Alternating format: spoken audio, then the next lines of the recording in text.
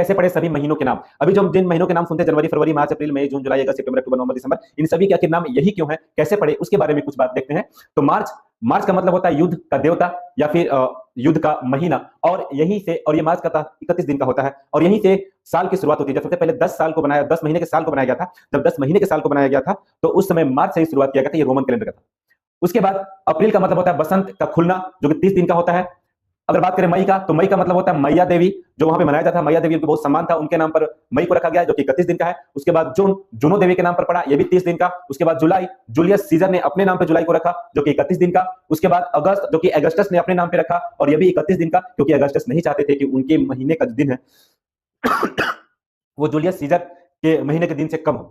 तो यहीं से अगस्टस ने अपने महीने के दिन को भी 31 कर दिया गया।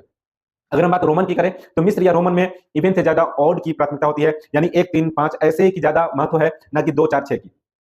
तो इसीलिए वहां पे चाहते तो थे कि सभी ऐसे ही बने, 31-31 के बने, लेकिन 365 दिन को पूरा करने के लिए 30 और 31 को मिलाया गया। वहीं पे जब अगस्त 30 का पड़ रहा था, तो अगस्टस ने इसको मना किया, बोला कि मेरा जो महीना रहेगा, मेरे महीने मेरे नाम का जो महीना रहेगा, उसका भी 31 दिन का ही होना चाहिए, और फरवरी में एक और दिन घटाकर उसको 31 कर दिया गया।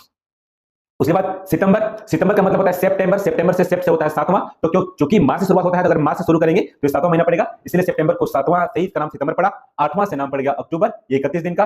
फिर नौवां से नाम पड़ा नवंबर, और 10वां यानी 10th यानी डेकेड, डेकेड से नाम पड़ा दिसंबर। तो ये नाम जो है 7, 8, 9, 10 ये सभी सीरीज से आए हैं, यानी 7वां, 8वां, 9वां, 10वां, उस समय 10 महीने का एक साल होता था। अब 12 महीने का, जो कि 365 दिन को मिलाना था, इसलिए 2 और महीने जोड़े गए, और 2 और जो महीने कौन जोड़े गए, तो एक जनवरी को जोड़ा गया। जनवरी का अर्थ होता है 2 चेहरे वाला देवता, और ये शुरुआत और अंत का पहचान है। यानी जो देवता जिनके 2 चेहरे हैं, एक चेहरा अतीत की ओर देखता है और दूसरा चेहरा भविष्य की ओर देखता है, इसीलिए इसको काफी अच्छा या फिर काफी शुद्ध या फिर काफी सम्मानित मंत्र भी या फिर सम्मानित देवता भी मानते हैं, इसीलिए जनवरी को बहुत सम्मान से देखा जाता है और सम्मानित मंत्र भी कहा गया। फरवरी का मतलब होता है शुद्धिकरण का पर्व, यानी जो हमारे पूर्वजों हैं, उन पूर्वजों के आत्मा की शांति के लिए हम जो शुद्धिकरण करते हैं, वही मतलब होता है फरवरी और शुद्धिकरण का पर्व, इसीलिए इसके दिन को घटाया गया।